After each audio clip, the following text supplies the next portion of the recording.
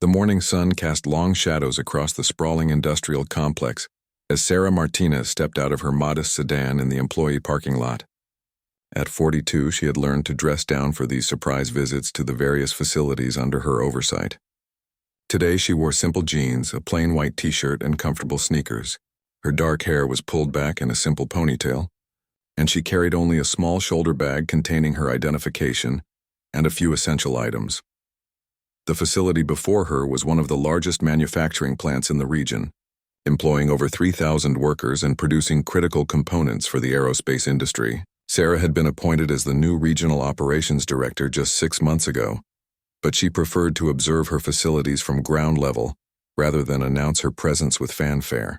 She believed that the best way to understand how things truly operated was to see them through the eyes of an ordinary visitor. As she approached the main entrance, Sarah noticed the usual bustle of activity. Workers were arriving for the morning shift. Delivery trucks were being processed at the security gates, and the general hum of a busy industrial operation filled the air.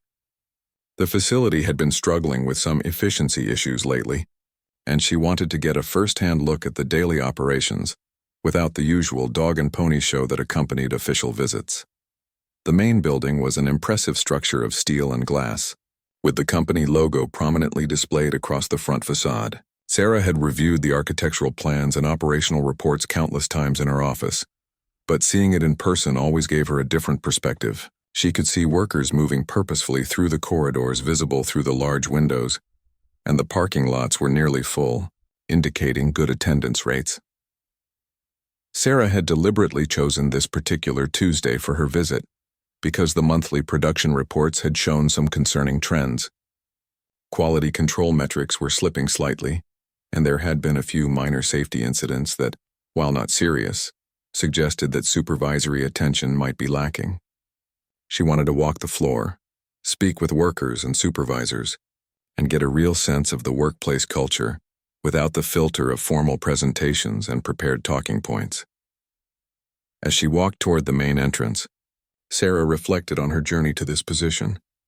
She had started as an entry-level engineer 20 years ago and had worked her way up through various roles in operations, quality control, and management. She understood the industry from the ground up, and she had always believed that effective leadership required staying connected to the day-to-day realities of the workplace. Her unannounced visits were part of her management philosophy, even though they sometimes created uncomfortable moments for local managers who preferred advance notice. The morning was crisp and clear, and Sarah felt optimistic about what she might learn during her visit. She had blocked out the entire day for this facility review, planning to spend time in different departments and speak with employees at all levels. Her assistant back at the regional office knew where she was, but she had asked that her presence not be announced to the local management team. She wanted to see the facility as it truly operated, not as it might appear when everyone was on their best behavior for a VIP visit. Sarah paused at the edge of the parking lot and took a moment to observe the general condition of the facility grounds. The landscaping was well maintained. The parking areas were clean and properly marked, and the exterior of the buildings appeared to be in good repair. These details mattered to her because they often reflected the overall attention to detail and pride that characterized a well-run operation. First impressions were important, both for employees who arrived each day and for customers or visitors who might judge the company's capabilities based on what they saw. As she resumed her walk toward the entrance, Sarah mentally reviewed the key metrics and issues she wanted to investigate during her visit. Production efficiency had declined by 3% over the past quarter, and there had been some quality issues with a key product line that had resulted in customer complaints. Additionally, employee satisfaction scores from the most recent survey had shown some areas of concern, particularly around communication between management and floor workers. The entrance to the facility was impressive, with modern glass doors and a spacious lobby area visible through the transparent walls. Sarah could see a security desk positioned near the entrance, staffed by uniformed guards who were checking identification and managing visitor access. This was standard procedure for any facility handling sensitive manufacturing processes, and Sarah approved of the apparent attention to security protocols. She approached the entrance with confidence, ready to begin her comprehensive review of the facility. In her shoulder bag, she carried her corporate identification badge, which clearly showed her title and authority level within the organization. She had used this identification countless times at various facilities, and it had always provided immediate access and recognition. Today, however, would prove to be different from her previous visits in ways she could not yet imagine. Sarah pushed through the glass doors and entered the spacious lobby of the manufacturing facility. The interior was modern and professional, with polished floors, comfortable seating areas, and large displays showing company achievements and safety statistics. The security desk was positioned prominently near the entrance, staffed by 2 uniformed guards who looked up as she approached. The first guard was a young man, probably in his mid-20s, with a crisp uniform and an eager demeanor that suggested he took his job seriously. His name tag read Kevin Thompson, and he had the look of someone relatively new to the position. The second guard was older, perhaps in his 50s, with graying hair and the bearing of someone with years of experience in security work. His name tag identified him as Robert Jenkins, and he appeared to be the senior member of the security team on duty. Sarah approached the desk with a friendly smile, reaching into her shoulder bag to retrieve her identification. She had done this routine hundreds of times at various company facilities, and it was usually a quick and straightforward process. Her corporate ID clearly displayed her photograph, name and title as Regional Operations Director, along with the appropriate security clearance levels that should grant her access to any company facility. Kevin Thompson looked up from his paperwork as she approached. "Good morning, ma'am. Can I help you?" His tone was polite but professional, exactly what Sarah would expect from a well-trained security guard. She appreciated that the guards were attentive and engaged with visitors, rather than simply waving people through without proper verification. "Good morning," Sarah replied, placing her identification on the counter. "I'm here for a facility review today." She kept her explanation brief, not wanting to create any unnecessary complications or draw attention to her presence before she had a chance to begin her observations. Kevin picked up her ID card and examined it carefully. Sarah noticed that he took his time reviewing the information, which was actually a positive sign in terms of security protocols. Too often, security guards might give only a cursory glance at identification, but this young man was clearly taking his responsibilities seriously. However, after several moments of examination, Kevin's expression became puzzled. He looked at the ID card, then at Sarah, then back at the card again. "Ma'am, I'm going to need to ask you to wait here for a moment," he said, his tone becoming more formal and cautious. Robert Jenkins, the senior guard, noticed the interaction and moved closer to examine Sarah's identification himself. He took the card from his colleague and studied it with the same careful attention, his experienced eyes taking in every detail. After a few moments, he looked up at Sarah with a skeptical expression. "Ma'am, I'm afraid there might be some problem with this identification," Robert said, his voice carrying the authority of his years of experience. "This shows you as Regional Operations Director, but we don't have any notification of a visit from anyone at that level today. Our protocols require advance notice for all executive visits." Sarah felt a moment of surprise. She had encountered various security procedures at different facilities, but she had never had her identification questioned in this manner. Her ID was genuine, current, and should have been immediately recognizable to any security personnel at company facilities. "I understand your concern about protocols," Sarah replied calmly, "but I can assure you that my identification is completely valid. I'm conducting an unannounced review, which is why you wouldn't have received advance notice." She maintained her professional composure, recognizing that the guards were simply doing their jobs according to their training. Kevin Thompson exchanged a glance with his senior colleague, and both guards seemed to become more alert and cautious.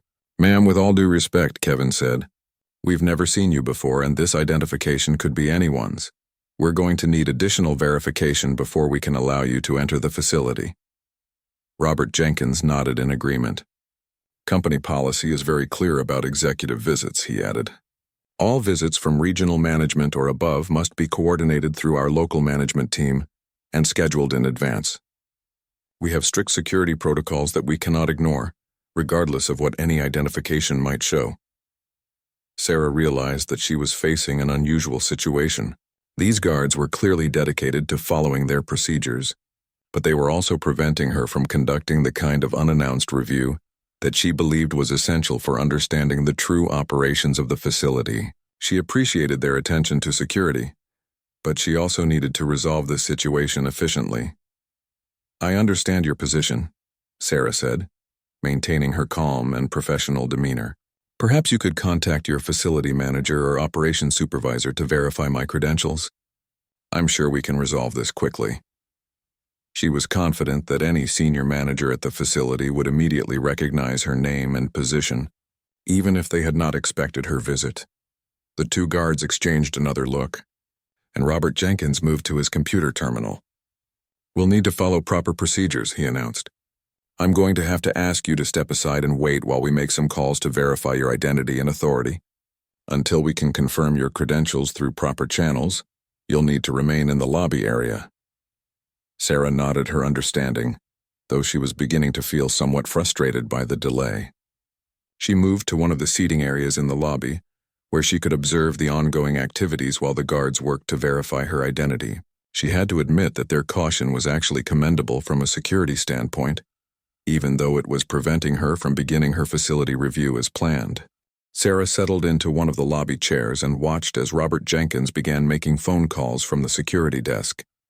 She could see him consulting a directory and dialing numbers, presumably trying to reach someone who could verify her credentials.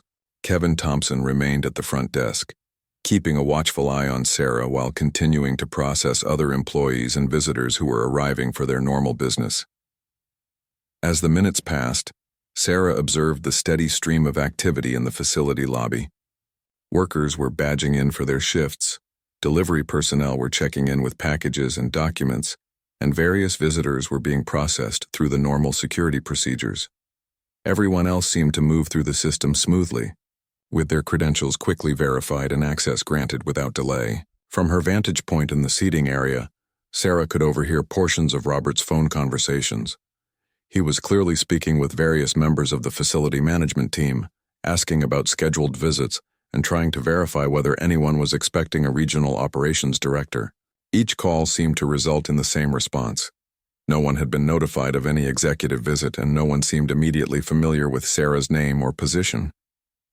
Kevin Thompson occasionally glanced in Sarah's direction, maintaining his professional vigilance while managing the normal flow of facility access. Sarah appreciated that he was not making her feel like a threat or a problem, but rather treating her as someone whose credentials simply needed additional verification.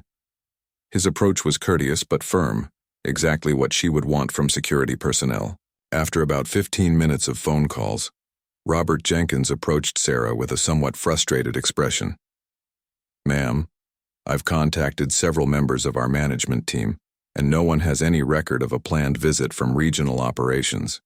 Additionally, when I described your identification to our facility manager, he indicated that he's not familiar with anyone by your name in the regional operations structure." Sarah felt a growing sense of disbelief. How could the local management team not be familiar with the regional operations director position? She had been in the role for 6 months, and while she preferred unannounced visits, she had certainly had official communications with all facility managers in her region. "That's very surprising," Sarah replied. "I've been in my position since January, and I've had numerous communications with facility management throughout the region. Perhaps you could contact the corporate headquarters directly? They would certainly be able to verify my position and authority." Robert nodded, but his expression remained skeptical. "I understand your frustration, ma'am, but you have to understand our position as well. We have someone claiming to be a high-level executive, but we have no record of such a visit, and our local management doesn't recognize the credentials. From our perspective, this raises serious security concerns."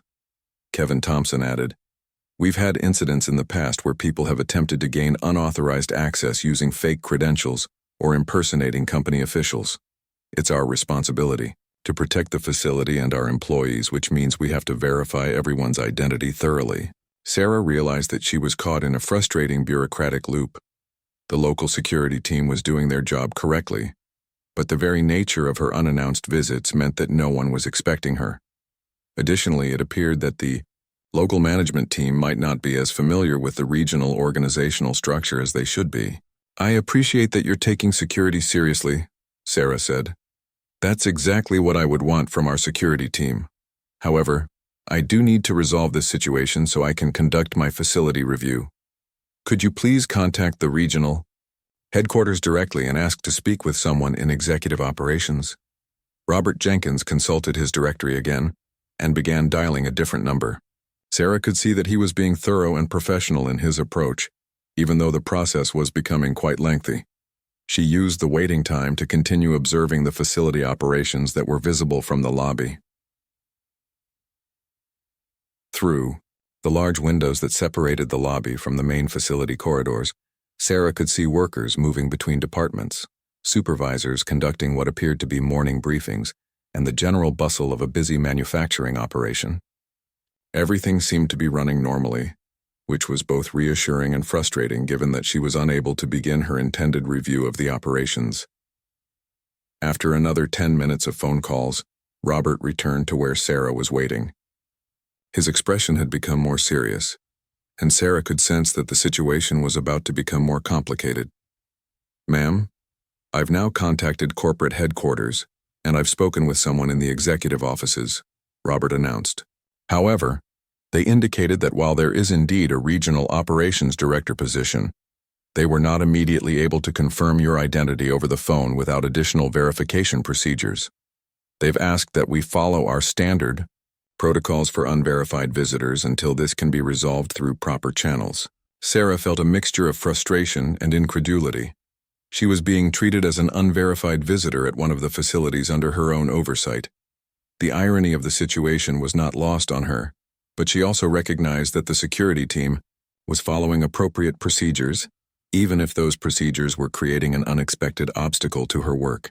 What exactly do your standard protocols require in this situation? Sarah asked, wanting to understand how this impasse might be resolved. Robert Jenkins consulted a thick manual that he retrieved from behind the security desk, flipping through several pages before finding the relevant protocol section. According to our security procedures manual, he explained, when we have an unverified visitor claiming executive credentials, we must treat them as a potential security risk until their identity can be confirmed through multiple channels. Kevin Thompson joined the conversation, adding, the protocols require that we not only verify identity but also ensure that any claimed authority is legitimate. We've had training about social engineering attacks and people who might try to gain access by impersonating officials or executives. Sarah listened to their explanation with growing amazement. She was experiencing firsthand the very security measures that she had approved and supported as part of her oversight responsibilities. The guards were implementing the protocols exactly as they had been designed, but she had never imagined being on the receiving end of such scrutiny. The next step, Robert continued, is that we need to contact our facility security manager, who can then coordinate with corporate security to conduct a more thorough verification process. However, Mr. Davidson, our security manager, is currently in a meeting with the plant manager and won't be available for at least another hour. Sarah felt her carefully planned day beginning to slip away. She had intended to spend the morning observing operations, the afternoon meeting with department supervisors, and then conducting exit interviews with selected employees. Now she was facing an indefinite delay that could disrupt her entire schedule. Is there no way to expedite this process? Sarah asked. I'm willing to provide additional documentation or verification if that would help resolve this situation more quickly. She reached into her shoulder bag and retrieved her business cards, her corporate credit card, and several other items that might help establish her identity. Kevin Thompson examined the additional materials that Sarah provided, but his expression remained cautious. These are helpful, ma'am, but anyone could have business cards printed and the other items don't necessarily prove that you hold the position you're claiming. We really need verification from someone in authority who can personally vouch for your identity and position. Robert Jenkins nodded in agreement. We understand this is frustrating, but you have to appreciate that if someone were trying to gain unauthorized access to our facility, they might very well have exactly these kinds of materials. Our job is to err on the side of caution when it comes to facility security. Sarah had to admit that their reasoning was sound. If she had been in their position, Faced with someone claiming to be a high-level executive but arriving unannounced and unknown to local management, she would probably have taken the same cautious approach. The security measures were working exactly as intended, even though the outcome was not what she had expected. While we're waiting for Mr. Davidson to become available, Robert suggested, perhaps you could contact someone from your office who could speak directly with our security team and vouch for your identity. That might help expedite the verification process. Sarah considered this suggestion. Her executive assistant, Maria, would certainly be able to confirm her identity and schedule. But Sarah had specifically asked not to be disturbed during her facility visits unless there was an emergency. She preferred to conduct her reviews without the constant interruption of phone calls and messages from the regional office. I could contact my assistant, Sarah said, but I generally try to maintain communication blackouts during facility visits to ensure that I can focus completely on observing operations. However, given the circumstances, I suppose I could make an exception. She retrieved her mobile phone and dialed Maria's direct number. After several rings, the call went to voicemail, which reminded Sarah that Maria was probably in the weekly staff meeting that was held every Tuesday morning at the regional office. She left a brief message asking Maria to call her back as soon as possible regarding an urgent verification matter. My assistant is in a meeting, Sarah explained to the guards.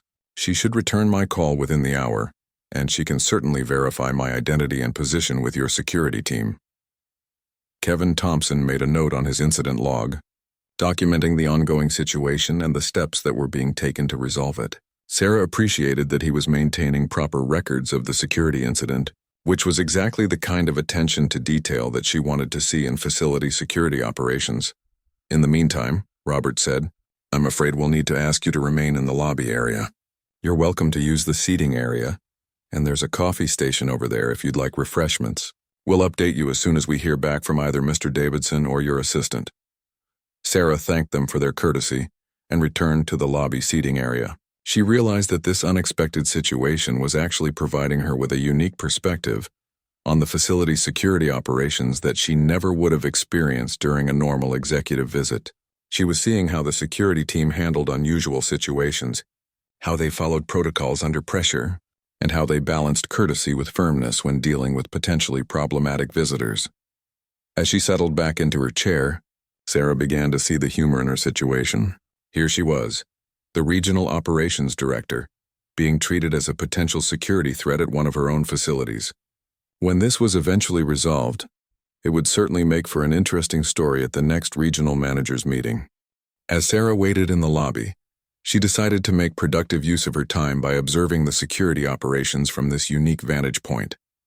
She watched as Kevin and Robert processed various visitors and employees, noting their attention to detail and professional demeanor. Every person who approached the security desk received the same careful scrutiny that she had experienced, which was reassuring from a security standpoint. About 30 minutes into her wait, a well-dressed man in his 50s approached the security desk. Sarah could overhear him identifying himself as James Morrison from corporate purchasing, and she watched as the guards quickly verified his credentials and provided him with a visitor badge. The contrast between his smooth entry process and her own experience was striking, but she understood that the difference was that his visit had been properly scheduled and coordinated in advance. Sarah's phone finally rang, and she saw Maria's number on the display. "Hello, Maria," she answered. "Thank you for calling me back so quickly. I'm at the Riverside facility, and I need you to speak with the security team here to verify my identity and position." Maria sounded surprised. "Ms. Martinez, I thought you were conducting an unannounced review today. Is there some kind of problem?" "The security team is doing their job very thoroughly," Sarah explained with a slight smile. "They're following proper protocols for unverified visitors, and they need confirmation of my credentials before they can allow me access to the facility." Sarah walked over to the security desk and handed her phone to Robert Jenkins. "This is my executive assistant, Maria Rodriguez, from the regional office. She can verify my identity and position for you." Robert took the phone and identified himself to Maria, then began asking a series of verification questions. Sarah could hear him requesting specific details about her position, her responsibilities, her schedule, and various other information that only someone who worked closely with her would know. After several minutes of conversation, Robert's expression began to change. He looked up at Sarah with a new sense of recognition and what appeared to be the beginning of concern about the situation. Kevin Thompson noticed his colleague's changing demeanor and moved closer to listen to the phone conversation. "Yes, ma'am, I understand," Robert said into the phone. "Could you please hold on for just a moment?" He covered the phone with his hand and spoke quietly to Kevin. "She's confirming everything. This really is the regional operations director." Kevin's eyes widened as the reality of the situation began to sink in. They had been treating one of the company's senior executives as a potential security threat for over an hour. While they had followed proper procedures, they were both beginning to realize that this incident could have serious implications for their careers. Robert returned to his phone conversation with Maria. "Ma'am, could you please provide us with a direct number where we can reach someone in corporate security to get official confirmation of Ms. Martinez's authority level?" He was clearly trying to complete the verification process as thoroughly as possible, while also documenting that they had followed all proper procedures. After finishing the call with Maria, Robert handed the phone back to Sarah. His professional demeanor remained intact, but she could see that he was now feeling somewhat uncomfortable about the situation. "Ms. Martinez, we're still waiting for the final verification from corporate security, but based on the information from your assistant, it appears that your credentials are legitimate." Sarah appreciated that the guards were completing their verification process even though they now believed her identity was genuine. "You've been very thorough," she told them. "I actually appreciate that you take security so seriously. Too many facilities might have simply accepted my credentials at face value." Kevin Thompson looked relieved that Sarah didn't seem angry about the delay, but he was clearly nervous about having detained a high-level executive for over an hour. "Ms. Martinez, we certainly didn't mean any disrespect. We were just following our training and the security protocols." Before Sarah could respond, another man approached the security desk. This was clearly someone in a position of authority, wearing a suit and moving with the confidence of a senior manager. He looked at the security guards and then at Sarah with obvious confusion. "Kevin, Robert, what's going on here?" the newcomer asked. "I got a call from corporate security asking about some kind of verification issue with an executive visitor." Robert Jenkins straightened up noticeably. "Mr. Davidson, this is Ms. Martinez, who claims to be the regional operations director. We've been following Protocol 7 for unverified executive visitors, and we're just completing the verification process now."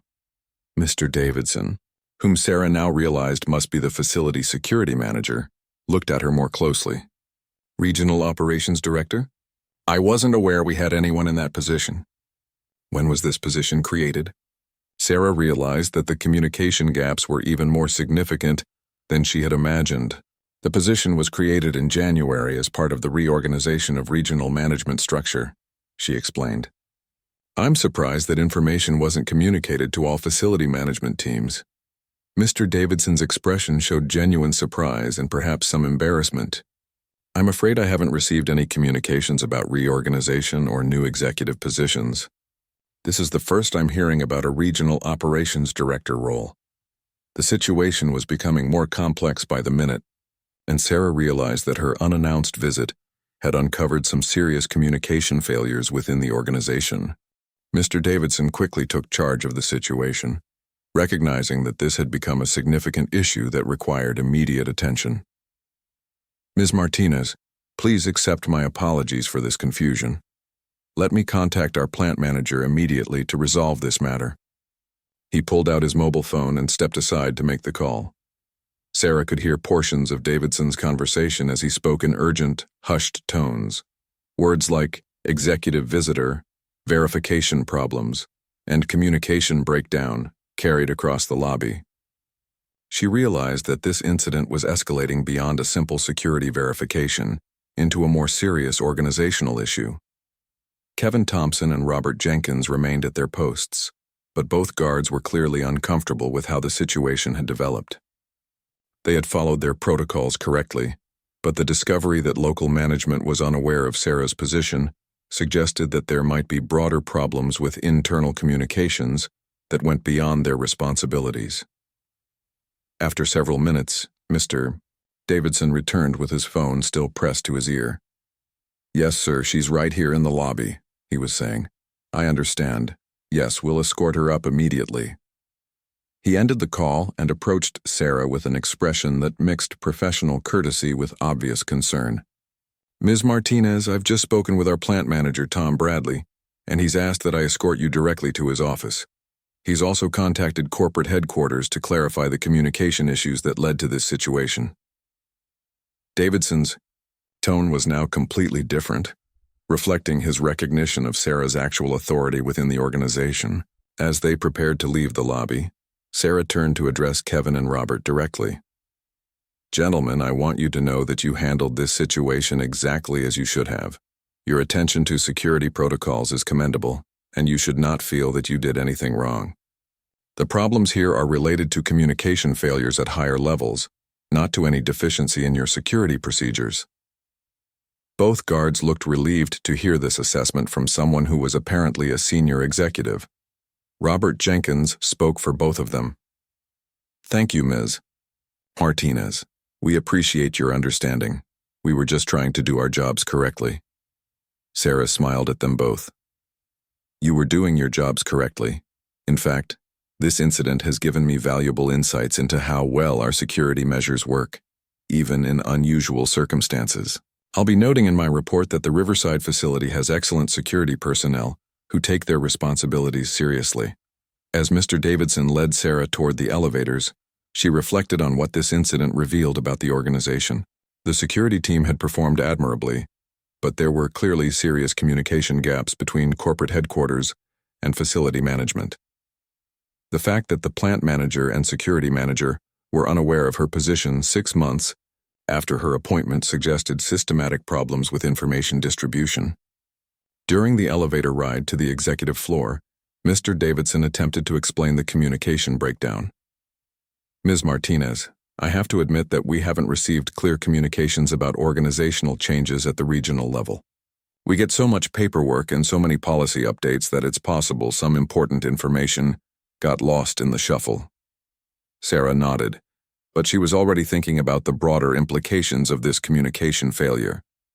If facility management was unaware of key organizational changes, what other critical information might not be reaching the operational level? This could affect everything from safety protocols to production procedures. The elevator doors opened to reveal a well-appointed executive floor with offices for the plant manager and other senior facility staff. Mr. Davidson led Sarah down a carpeted hallway to a corner office with "Thomas Bradley, Plant Manager" nameplate on the door. Tom Bradley was a man in his early 50s with graying hair and the confident bearing of someone who had spent decades in manufacturing management. He rose from behind his desk as they entered, extending his hand in greeting but with an expression that showed both embarrassment and concern about the morning's events. "Ms. Martinez, please accept my sincerest apologies for the confusion this morning," Bradley began. "I've just gotten off the phone with corporate headquarters, and I'm frankly embarrassed that we weren't aware of your appointment to the Regional Operations Director position." Sarah shook his hand and took a seat in one of the chairs facing his desk. "Mr. Bradley, the security team handled the situation professionally, and Mr. Davidson responded appropriately once the verification was complete. However, I am concerned about the communication gaps that made this incident possible." Bradley sat back down, clearly uncomfortable with the situation. "I've been reviewing our correspondence files, and you're absolutely right about communication problems. We should have received formal notification about the creation of your position, organizational charts showing the new reporting structure, and certainly advance notice of any planned visits from regional management. The communication issues are exactly the kind of systemic problem that my facility reviews are designed to identify," Sarah explained.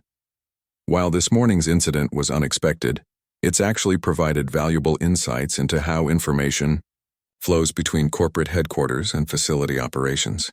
Mr. Davidson, who had remained standing near the door, cleared his throat. "Ms. Martinez, should I notify the security team that everything has been resolved and that you'll be conducting your facility review as planned?"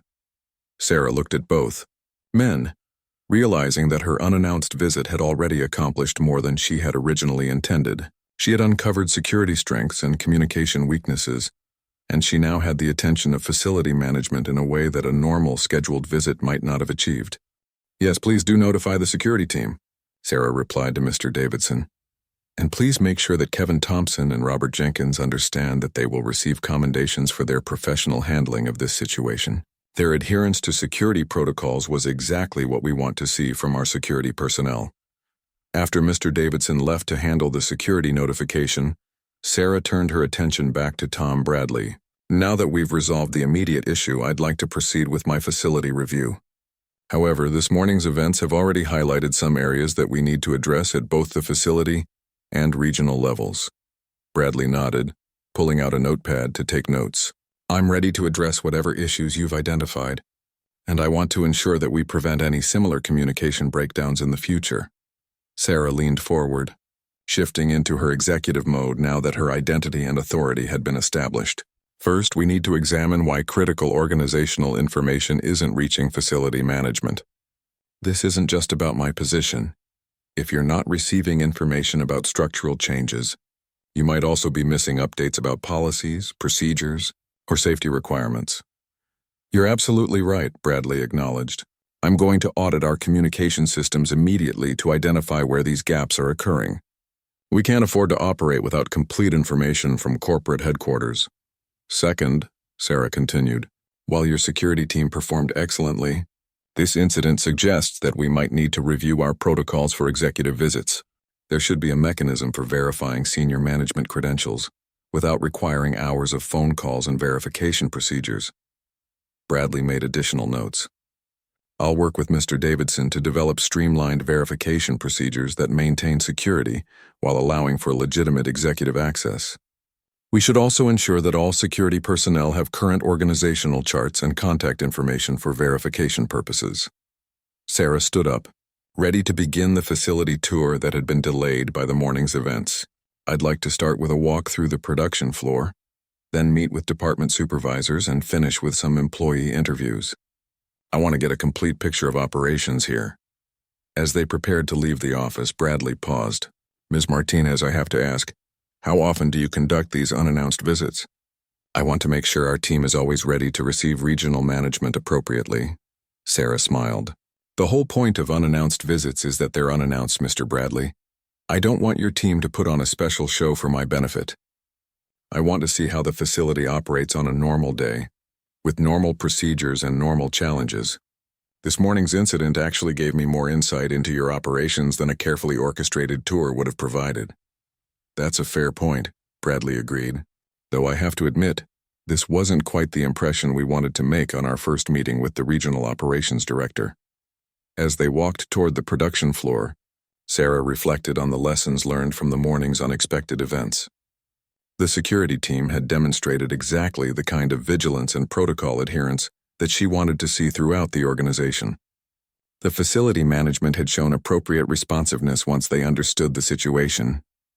However, the communication gaps were serious issues that needed immediate attention.